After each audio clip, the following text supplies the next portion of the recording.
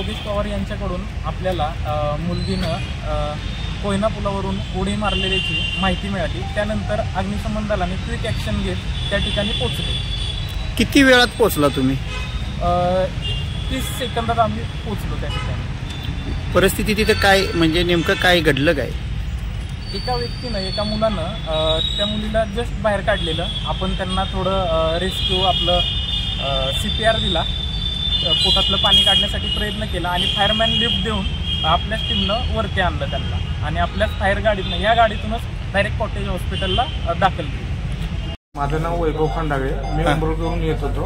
मी पुलावरती आलो तर एका लेडीजनं त्या नदीमध्ये उडी मारली। मी क्षणाचाही विलंब न करता उडी मारून तिला बाहेर आणलं। नंतर अग्निशामक आलेलं होतं तिथे, त्यांनी तिला उचलून अँब्युलन्समध्ये घालून चॅरिटेबलला घेऊन आलो।